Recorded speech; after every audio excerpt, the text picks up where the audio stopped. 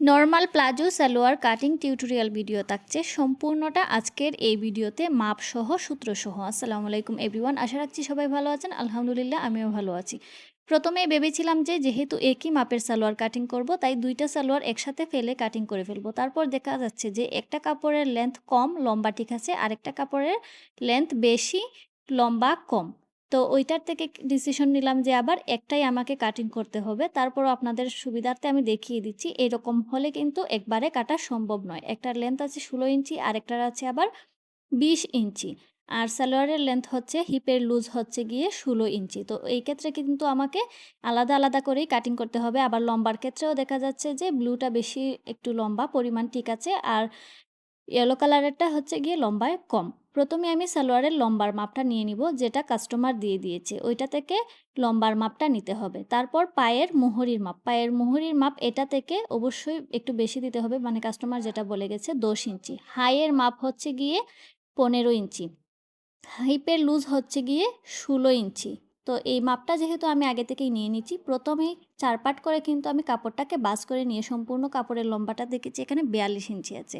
তাই কাপড় 4 ভাঁজ করে দেওয়ার পর কুলা অংশটা দিয়েছি আমার অপর পাশে, আর বদ্ধ অংশটা দিয়েছি আমার পাশে। দেওয়ার পর প্রথমেই একটা মার্জিন দিয়ে নিচ্ছি, নেওয়ার পর 2 ইঞ্চি নিচে আরেকটা মার্জিন দিচ্ছি রাবারের জন্য। রাবারের জন্য এখানে আমি 2 ইঞ্চি নিয়েছি, 2 ইঞ্চি যথেষ্ট। যদি আপনারা বেশি চ্যাপ্টা রাবার নিয়ে আসেন, সেই ক্ষেত্রে আলাদা আরেকটু মাপ বেশি নিতে পারেন। তো এখানে আমি কোমরের যে মাপটা, এটা অনেকেই বুঝেন না যে কোমরের লুজের মাপটা, ফিটিংয়ের মাপটা কীভাবে নেবেন। প্রথমেই আপনি বডির যে কোমরের মাপটা থাকবে ওইটার ফিটিং সাইজের মাপ নেবেন।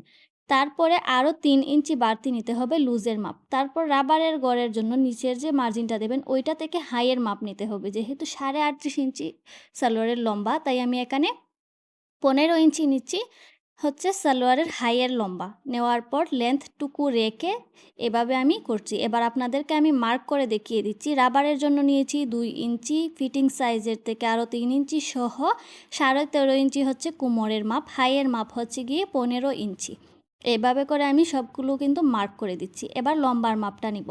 লম্বার মাপের জন্য হচ্ছে আমি রাবারের গড়ের জন্য নিচের যেই মার্জিনটা দিয়েছি 2 ইঞ্চি নিচে, ওইটা থেকে লম্বার মাপটা ধরবো। ওইটা থেকে একদম 38.5 ইঞ্চি পর্যন্ত একটা মার্ক করব। আর কত ইঞ্চি লম্বা নিচ্ছি ওইটাও কিন্তু আমি সবগুলো লিখে লিখে দিচ্ছি। অনেকেই বারবার একই প্রশ্ন করতে থাকেন, দেখা যাচ্ছে আমার একই বিষয়ের উপর অনেকগুলো ভিডিও তৈরি করতে হচ্ছে। তাই আমি সবগুলো কিন্তু একই জায়গায় দেওয়ার চেষ্টা করছি। এবার পায়ের মুহুরির মাপ হচ্ছে গিয়ে 10 ইঞ্চি প্লাস 1 ইঞ্চি 11 ইঞ্চি। লম্বার মাপ নেওয়ার পর মুহুরির মাপ নিয়ে ওইখানে আমি হাই থেকে বরাবর একদম মার্জিন ফেলে, মানে স্কেল ফেলে মার্জিন দিয়ে দিচ্ছি। 2টা মার্জিন দিতে হবে, কারণ একটা হচ্ছে গিয়ে ফিটিং, আরেকটা হচ্ছে গিয়ে লুজ, মানে বাড়তি যে কাপড়টুকু থাকবে ওইটা সহ।